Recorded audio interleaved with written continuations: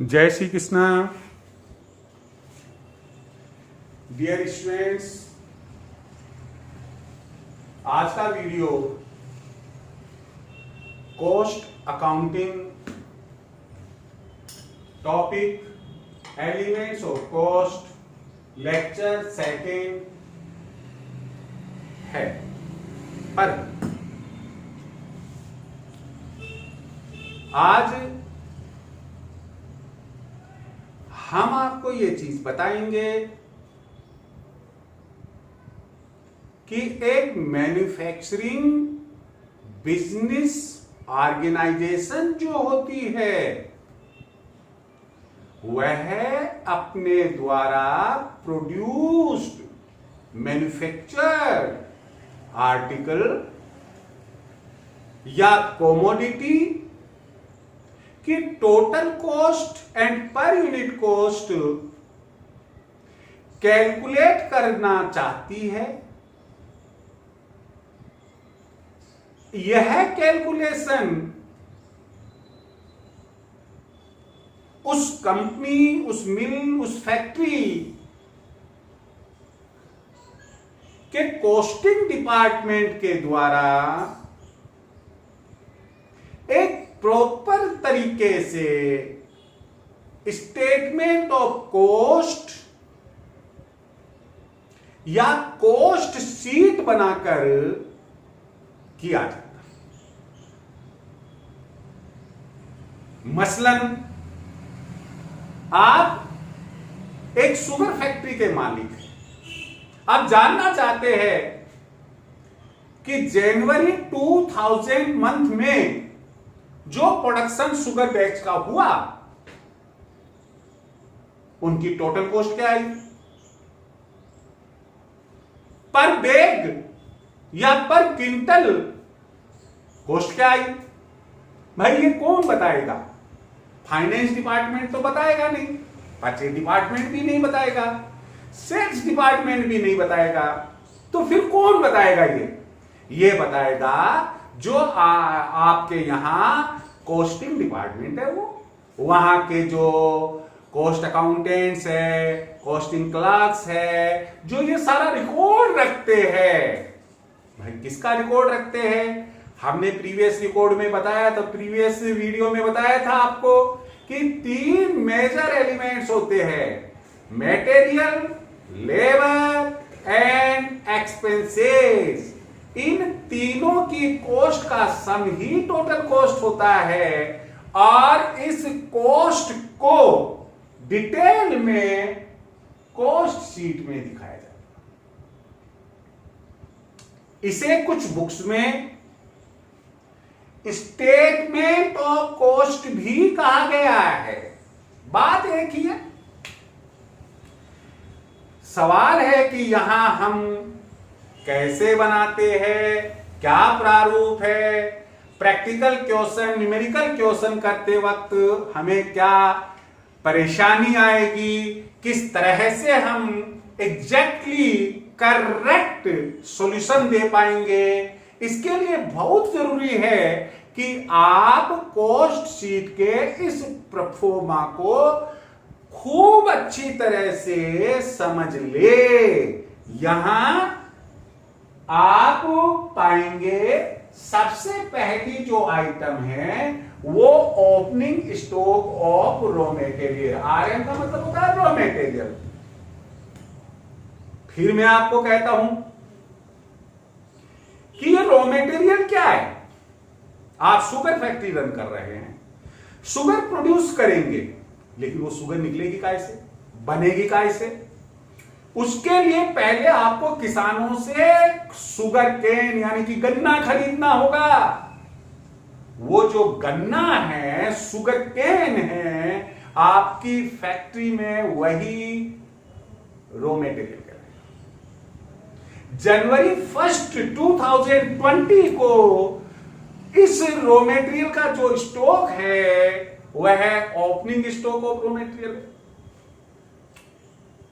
तो आप यहां उसे दिखाएंगे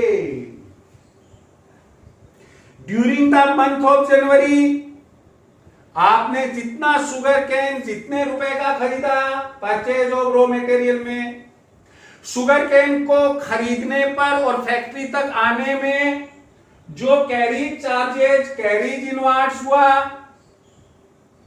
वो इन तीनों का सम करके यहां लिख देंगे। क्या क्या है? Opening stock of raw material, purchase of raw material and carriage इनवार्ड्स।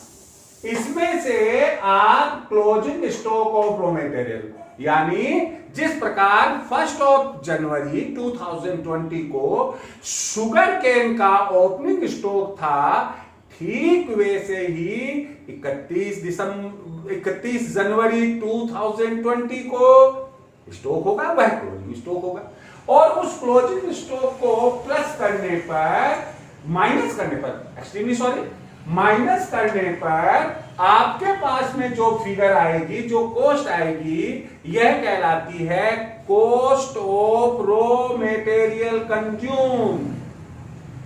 Cost of raw material consumed अर्थात जनवरी 2020 मंथ में जितनी शुगर आपने प्रोड्यूस की, उसमें रॉ मटेरियल कितनी लागत का उपभोग में लिया गया, उसे हम कहेंगे cost of raw material consumed. आगे फिर लागत बढ़ेगी। किससे बढ़ेगी? जो डायरेक्ट वेजेज है, प्रोडक्टिव वेजेज है, इसे चार्जेबल वेजेज भी कहते हैं। बुक्स में आपको केवल वेजेज लिखा हुआ मिल सकता है, बुक्स में आपको लेबर लिखा हुआ मिल सकता है, वह है। उसके बाद नेक्स्ट आइटम डायरेक्ट एक्सपेंसेस, इसे भी चार्जेबल एक्सपेंसेस भी कह सकते हैं। इनमें जैसे ऑक्ट्रॉय है, रॉयल्टी एक्सपेंसेस है, ये सब चीजें डायरेक्ट एक्सपेंसेस में आएगी। इन दोनों का सम करेंगे और जो ए पॉइंट हमारा cost of raw material consume था, उसमें इसे ऐड कर देंगे, तब हमारे पास में बी पॉइंट आएगा और ये लागत कहलाएगी प्राइम कॉस्ट, मूल लागत। मूल लागत के बाद फैक्ट्री ओवरहेड्स को जोड़ा जाता है, लेकिन मैं यहां एक इंपॉर्टेंट बात बता ही देता हूं, और वो बात यह है कि यहां एक एडजस्टमेंट होता है, और वो एडजस्टमेंट होता है वर्क इन प्रोग्रेस। जिस तरह से रॉ मटेरियल का ओपनिंग स्टॉक, क्लोजिंग स्टॉक होता है, उसी तरह से वर्क इन प्रोग्रेस का opening and closing work in progress भी होता है। उसका जो एडजस्टमेंट है वो इसी जगह होता है। अगर आप में से कोई सीए एग्जामिनेशन में अपीयर हुआ है या आपने पहले का पढ़ा हुआ है, आपको मालूम होगा कि opening and closing work in progress का वैल्यूएशन आइदर और, यानी या तो प्राइम कॉस्ट पर या फैक्ट्री ओवरहेड्स अपने वर्क्स कॉस्ट पर किया जाता है। लेकिन यहां आप ध्यान रखिएगा कि अगर प्राइम कॉस्ट पर किया गया है तो यहां एडजस्टमेंट करेंगे, अदरवाइज यहां एडजस्टमेंट करेंगे, जैसी भी स्थिति है। लेकिन यहां हम आपको work in progress opening and closing को नहीं बताएंगे। क्यों? अब आपके सवाल हुआ क्यों नहीं बताएंगे? इसलिए कि आपके एक चैप्टर बाद में आने वाला है जिसका नाम है यूनिट एंड आउटपुट कॉस्टिंग। उसमें हम ढेरों क्वेश्चंस करेंगे और वहां आपको डिटेल में बताएंगे कि work in progress opening closing को कैसे और कहां, कब प्राइम कॉस्ट पर उसका वैल्यूएशन और कब वर्क्स या फैक्ट्री कॉस्ट पर उसका वैल्यूएशन किया जाता है और कैसे एडजस्टमेंट होता है, वो हम आपको बताएंगे। यहां हाल में अब हम आपको बताते हैं कि प्राइम कॉस्ट के बाद में आप फैक्ट्री ओवरहेड्स या वर्क्स ओवरहेड्स जोड़िए। कोई भी वस्तु जो मैन्युफैक्चर की जाती है, बट नेचुरल फैक्ट्री में जहां प्लांट्स, बड़ी बड़ी मशीन्स होती है, वहां की जाती है, उस फैक्ट्री प्रीमिसेस से संबंधित जितने भी इनडायरेक्ट एक्सपेंसेस होते हैं, चाहे वो लाइट हो, वाटर हो, पावर हो, टेलीफोन एक्सपेंसेस हो, या और कोई उससे संबंधित जैसे depreciation on plant machine etcetera etcetera, उन तमाम जो कारखाने से संबंधित अप्रत्यक्ष खर्चे हैं उन्हें इस हेड में दिखाया जाता है। और आप इन्हें क्रम से दिखाएंगे, factory rent, factory light, factory power, depreciation on plant and machine, telephone expenses etcetera. जब आप प्राइम कॉस्ट में total factory overheads, total works overheads को जोड़ देते हैं तो आपके पास फैक्ट्री कॉस्ट या वर्क्स कॉस्ट आ जाती है। ये आने के बाद अगला स्टेप, क्योंकि हर फैक्ट्री के अंदर एक ऑफिस, एक एडमिनिस्ट्रेटिव डिपार्टमेंट जरूर होता है, बिना इसके काम नहीं चलेगा। जो अकाउंट्स मेंटेन करते हैं, जो जिसमें जीएम है, एमडी है, अकाउंट्स क्लर्क्स है, और भी नामालूम दुनिया भर के कौन कौन से ऑफिसर्स और बाबू लोग बैठते हैं, वो ऑफिस एंड एडमिनिस्ट्रेटिव डिपार्टमेंट कहलाता है। उससे संबंधित इनडायरेक्ट एक्सपेंसेस को ऑफिस एंड एडमिनिस्ट्रेटिव ओवरहेड्स कहेंगे। इसमें वहां जो लोग काम करते हैं उनकी सैलरी, वहां की लाइट, वहां का टेलीफोन का खर्चा, वहां स्टेशनरी खर्च होता है, वो ये तमाम खर्चे इस हेडिंग में आएंगे। Salary, office and building, office building rent, office light, office telephone expenses etcetera. Sum of office and administrative overheads, ये जो सम है इसे जब फैक्ट्री कॉस्ट या वर्क्स कॉस्ट में जोड़ देंगे तो आपके पास आएगा कॉस्ट ऑफ प्रोडक्शन। यहां सीधी सी गणित है कि cost of production itself a very important cost. इसे पूरा अच्छे से ध्यान में आपको रखना होगा। कई जगहों पर, ना केवल यहां बल्कि कई जगहों पर दूसरे सब्जेक्ट्स में भी आपके काम आएगा। तो कॉस्ट ऑफ प्रोडक्शन, अब आपके पास उत्पादन की लागत आ गई है। यहां इसके बाद जैसे opening stock of raw material था, closing stock of raw material, वैसे ही शुगर बेक्स आपके पास में 1 जनवरी 2020 को शुगर बेक्स अनसोल्ड 31 जनवरी 2020 को रहे होंगे। 1 जनवरी के opening stock of finished goods कहलाएंगे और 31 ऑफ जनवरी के closing stock of finished goods कहलाएंगे। Opening stock of finished goods को कॉस्ट ऑफ प्रोडक्शन में जोड़ेंगे, closing stock of finished goods को घटाएंगे, तब आपके पास में कॉस्ट ऑफ गुड्स सोल्ड आ जाएगी। यहां फिर एक इंपॉर्टेंट बात ध्यान में रखनी है, वो ये है कि कुछ एक क्वेश्चंस में आपको opening stock of finished goods की क्वांटिटी दी हुई होगी, closing stock of finished goods की क्वांटिटी दी हुई होगी, लेकिन उनकी वैल्यू नहीं दी हुई होगी। यहां ध्यान रखना है कि opening and closing stock of finished goods का वैल्यूएशन हमेशा, आप चाहे जिस बुक से पढ़िएगा, चाहे जो पढ़ाएं आपको, हमेशा उसका मूल्यांकन कॉस्ट ऑफ प्रोडक्शन पर ही होता है। इसलिए यह एक बड़ा महत्वपूर्ण पॉइंट है। तो इसके बाद जब adjustment opening stock of finished goods and closing stock of finished goods का हो जाता है, तब आपके पास में कॉस्ट ऑफ गुड्स सोल्ड अर्थात बेचे गए माल की लागत। क्या मतलब होता है कि जनवरी महीने में, during the month of January, जो आपने शुगर बैग्स सेल किए हैं, सोल्ड गुड्स जो आपका रहा,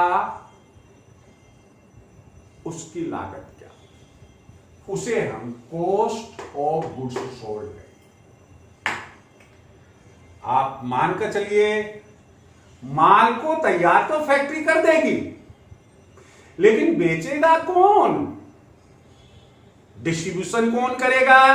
इसके लिए हर बड़ी फैक्ट्री, कंपनी, मिल में एक सेलिंग एंड डिस्ट्रीब्यूशन डिपार्टमेंट होता है। उससे संबंधित जितने भी इनडायरेक्ट एक्सपेंसेस होते हैं, जैसे गोडाउन का रेंट है, डिलीवरी वैन का डेप्रिसिएशन है, अगर डिलीवरी वैन किराए पर ली है तो डिलीवरी वैन का किराया है, आपके टेलीफोन एक्सपेंसेस और भी अन्य कई सी चीजें इसमें आ जाएगी।